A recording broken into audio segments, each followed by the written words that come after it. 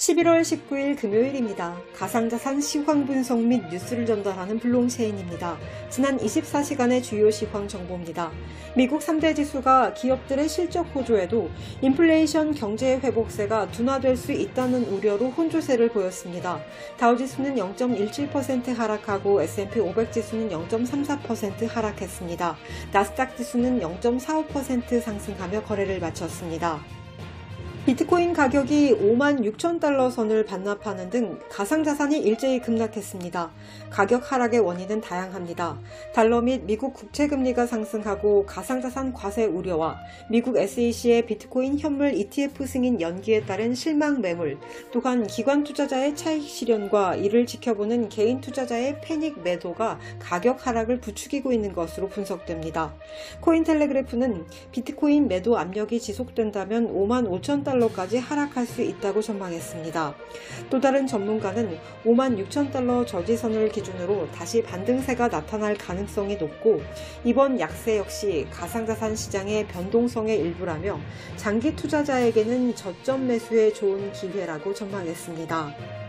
19일 오후 12시 10분 기준 코인마켓캡에서 비트코인은 전일보다 6.89% 하락한 55,850달러입니다.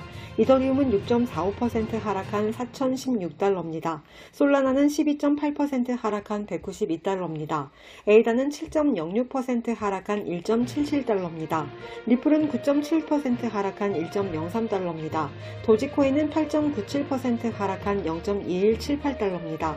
비트코인 캐시는 7.03% 하락한 549달러입니다. 다음은 주요 뉴스입니다. 트위터 CFO 네드 시걸이 CNBC 매드머니에 출연해 가상자산 사용자들이 가상자산으로 이득을 얻게 하기 위해 우리가 재무제표에 비트코인을 추가할 필요는 없다고 말했습니다.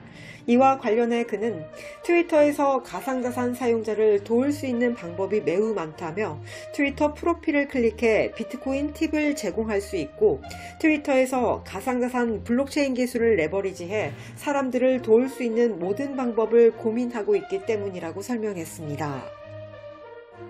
블룸버그 보도에 따르면 호주 최대 은행 커먼웰스 뱅크 CEO 맥코민이 디지털 자산은 변동성이 높고 투기적이지만 은행들은 가상자산 기반 기술을 채택하고 고객의 거래 수요에 응할 필요가 있다면서 크립토 참여는 위험하지만 참여하지 않는 것이 더 큰 위험이라고 말했습니다. 이어 그는 가상자산 자산 클래스 자체에 대한 견해는 없다면서 매우 불안정하고 투기적인 자산이지만 이 분야 기술이 단기간에 사라질 것이라고 생각하지 않는다고 말했습니다. 그러면서 고객에게 올바른 리스크 고지와 함께 경쟁력 있는 오퍼링을 제공하고 싶다며 중앙은행 디지털 화폐 CBDC 과정에서 역할을 하길 희망한다고 덧붙였습니다. 비트코인도 사기죄의 객체인 재산상 이익에 해당한다는 대법원 판결이 나왔다고 뉴스원이 보도했습니다. 대법원 3부 주심 김재영 대법관은 특정경제범죄 가중처벌 등에 관한 법률 위반 사기 혐의로 기소된 보스코인 박모 씨에게 징역 2년 6개월에 집행유예 3년을 선고한 원심을 확정했다고 19일 밝혔습니다. 이와 관련해 대법원은 비트코인은 경제적인 가치를 디지털로 표상해 전자적으로 이전하고 저장과 거래가 가능하도록 한 가상자산의 일종으로 사기죄의 객체인 재산상 이익에 해당한다며 원심 판결을 확정했습니다.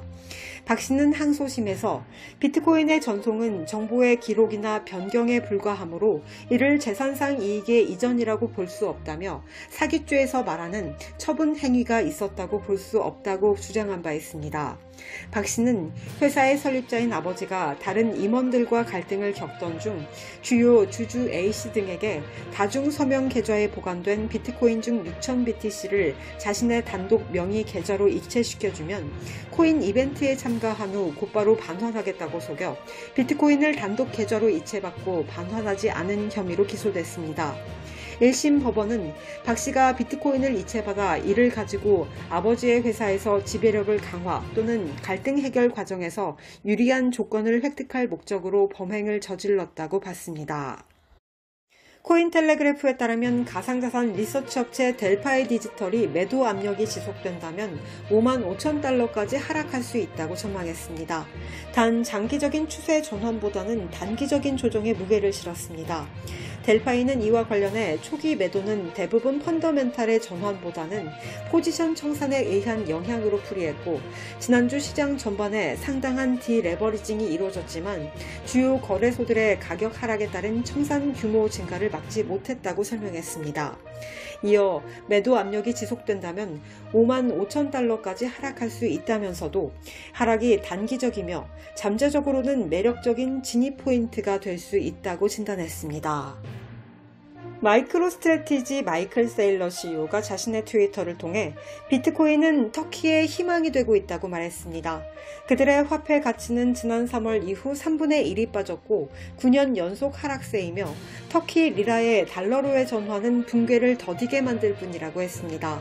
반면 비트코인 도입은 피해를 최소화하고 경제에 활력을 불어넣을 것이라고 밝혔습니다. 이상으로 11월 18일 블롱체인을 마칩니다.